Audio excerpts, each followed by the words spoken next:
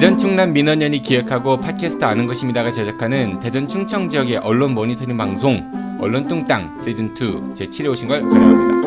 대전 충남 민원연 운영위원장 정진호입니다. 언론 뚱땅 시즌2 제7회 대전 충남 민원연 유일한 활동가이자 사무국장 이기동 국장 나오셨습니다. 어서 오십시오. 네, 안녕하세요. 오늘은 저희 둘만 오붓하게 방송을 합니다.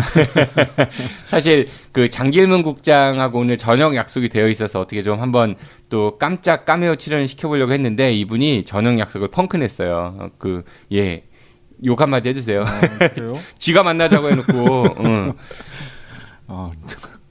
저는 약속이 있는 줄 알고 아까 단톡을 안 보셨군요.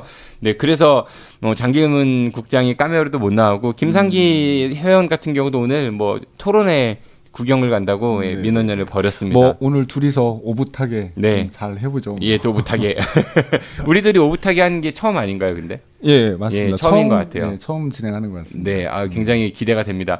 국장님 가져오신 이야기 좀 먼저 들어보도록 하죠. 오늘은 MBC 관련한 이야기를 좀 해주신다고요? 네, 요즘에 대전 MBC 혹시 거의 들어가 보신 분들은 없겠지만 저는 매일 봅니다. 네, 시청자 게시판에 가보시면 여러 가지 좀 항의성 글들이 아마 보이실 거예요. 그리고 아마 9월 초부터 그 1인 시위를 좀 했었다고 하는 것 같은데 내부적으로 좀 여러 가지 아나운서 채용과 관련해서 논란이 좀 지금 진행되고 있는데 사실 미안하게도 이제 저희가 그거를 굉장히 좀 늦게 인지를 해서 안 봐서 그동안 네, 아니 그러니까 어떻든 일이 불거진 거는 6월 달에 불거지긴 했던 것 같더라고요. 네. 현재도 방송을 좀 하고 계신데 대전 MBC 아나운서 두 분이 이분들이 이제 프리랜서 형태로 고용이 됐던 분 같더라고요. 또 고용이 됐는데 이분들이 지난 6월에 인권위에 대전 MBC가 고용개혁과 관련해서 남녀 차별, 그러니까 성차별적 그런 고용관계를 좀 유지를 하고 있고. 그런 부분을 좀 개선해달라고 인권위에 진정을 한 사건이 있었더라고요. 그런 얘기는 좀 들었던 것 같아요. 지역 언론들이 KBS 빼고요. 남자 아나운서들은 보통 정규직이 많은데 여성 아나운서들은 대부분이 비정규직 계약직으로 많이 채용하고 있다. 현재 그런 형태로 비정규직도 아니고 그냥 프리랜서 형태로. 네네네. 지금 그렇게... MBC 저희가 녹음 기준 9월 18일이니까요. 저녁 시간인데 MBC 대전 MBC 그 시청자 게시판을 보니까요. 네. 이런 글 제목만 읽어드리겠습니다. 대전 MBC는 불평등한 고용관계를 개선하십시오라는 글이 있고 대전 MBC 솔직히 누가 대전 MBC 봅니까? 와 이건 정말 자존심 상한 이야기인 것 같아요. 신원식 사장은 여성 아나운서에 대한 보복을 그만두십시오. 대전 MBC의 임직원들 다 보세요. 추가로 신아무개 보도국장님께 이런 얘기들이 있는 거 보니까 이런 유지은 내용들이... 아나운서가 당사자인가 봐요. 네네. 복귀시켜주세요라는 말도 있고. 네. 그러니까 두 분의 아나운서가 있는데 어떻든 6월에 인권위 그러니까 이분들은 이제 여기 밑에요. 왜 할아버지 아나운서는 개편 안 해요?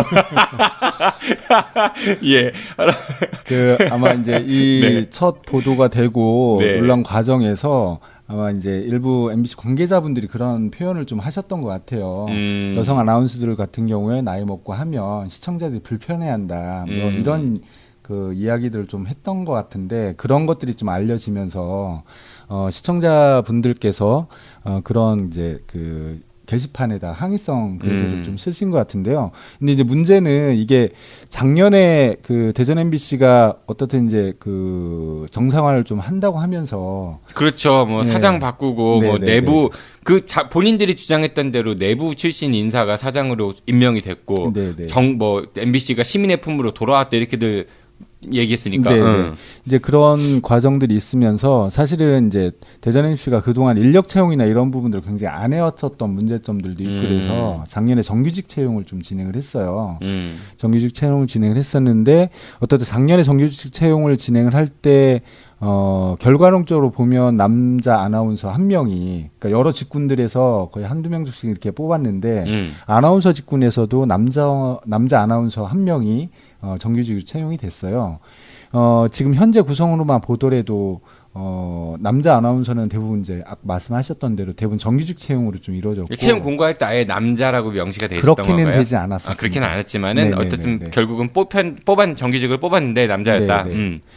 그렇게 이루어져서 사실은 이제 이분들이 뭐 자신들을 정규직으로 채용해달라 이런 요구들은 아니었던 것 같고 어떻든 과정에서 동일한 그 근무 형태를 좀 하고 있는 상황에서 급여 차이라든지 여러 가지 이제 고용 관계라든지 이런 부분에서 차별적인 요소들이 있다 보니까 그러니까 똑같은 일을 하고 있는데 네, 누구는 네. 정규직이고 그런 뭐 급여도 높고 이런데 네, 네. 누구는 똑같이 일하는데 그냥 프리랜서 형태고 그렇죠. 그러니까 그런 부분들을 처우도 굉장히 낮고 그런 부분들에 대한 개선을 좀 희망을 했었던 것 같은데 그런 과정들이 아마 전혀 없는 상황에서 이분들이 그럼 그 문제에 대해서 시정을 좀 해보겠다고 해서 인권위 진정을 좀 한 이런 상황인 것 같은데 문제는 이걸 좀 대전 MBC가 처리하는 과정에서도 여러 가지 문제를 좀 노정을 시킨 것 같습니다.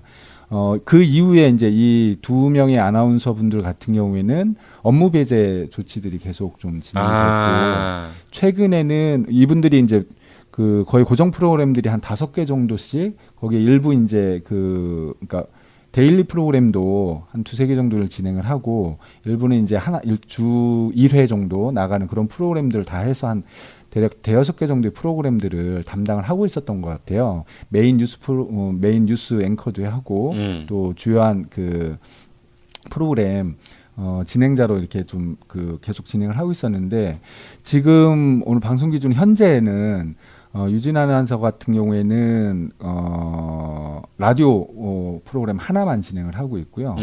그다음에 돈은 똑같이 준대요? 아니죠. 출연료 개념으로 볼 수 있을 프리랜서니까 월급 개념이 아니니까요. 예. 그러니까 그런데 이게 좀 불합리하다 싶어가지고 인권위에 진정을 냈더니 그 인권위에 진정을 낸 분들에 한해서 이런 업무 배제 내지는 불이익을 줬다 이런 얘기인 건가요? 그런 보복이네 완전히 명백한. 그러니까 본인들은 아니라고는 하는데 어떻든 보복성 그런 조치들이 그럼 MBC에서는 왜 있고. 이런 업무 배제 조치들을 취했대요? 그러니까 어떻든 더 설명을 좀 드리면 최종적으로 이분들이 지금 현재 거의 다 업무 배제가 됐고 이런 상황인데 최근에 또 프리랜서로 아나운서를 3명을 또 채용을 했어요. 예, 그런데 이분들 말고요. 그런데 그분 중에 한 분은 남성이고 나머지 2분은 이제 여성분들로 채워지기는 했어요. 근데 이제 상식적으로 좀 이해가 되지 않는 분들은 어떻든 이분들이 그동안 좀 그 일을 하면서 여러 가지로 그 베테랑급이었던 거죠. 주요 프로그램들을 좀 맡아서 일을 해왔었고, 근데 이 과정에서 그런 배제되는 과정이나 이런 부분에서 어떤 배경에 의해서 이분들이 제외가 됐는지 명확하게 설명도 이루어지지 않고, 또 현재 알아보니까 이분들이 업무 배제가 되면서 새롭게 고용되신 분들 역시도 이게 이제 프리랜서 채용으로 좀 된 건데. 이분들을 채용하는 방식이 대전 MBC 사장이 어떤 그런 부분들을 내서 하는 것들이 아니라 보도국이나 편성국 차원에서 그냥 자체적으로 일종의 이제 아르바이트 쓰듯이 이런 식으로 채용이 되는 이런 과정들이 있었던 모양이더라고요. 아니 대전 MBC 뉴스를 보면은 뭐 예를 들어 가지고 비정규직 이런 게 문제다, 고용 이런 리포트들 많거든요. 네, 사실상 그러니까 굉장히 그런 보도도 많이 자기들은 해왔습니다. 그 보도할 때 마치 이제 사회 정의를 실현해야 된다라고 하면서 그런 보도들 하는데 막상 내부에서는 똑같은 짓을 하고 있다 이런 얘기인 거잖아요. 본인들이 비판했던. 네, 맞습니다. 더군다나 뭐 적폐 이진승 물러가라 해놓고 새롭게 들어온 경영진과 이런 사람들이 그런 짓을 하고 있다는 거잖아요. 네, 맞습니다. 그러니까 이 논란에서 핵심적인 부분들은 사실 지난 2016년, 17년에 공영방송 정상화 투쟁을 하면서 사실은 이게 공론화가 되지 않았지만 내부적으로 비정규직 문제라든지 거기에서 이제 작가 노동자, 그러니까 작가분들도 사실상 고용관계가 굉장히 좀 취약한, 그러니까 굉장히 불평등한 계약 관계로 해서 진행되고 있거든요. 또 여기에 이제 이 지금 여성 아나운서들 문제들. 국장님, 우리 다음번에 그러면은 그 아나운서분들 초대해갖고 한번 이야기 들어보는 시간 가져보면 어떨까요, 방송에서? 어떻든 이제 저희도 섭외할 수 있죠. 예.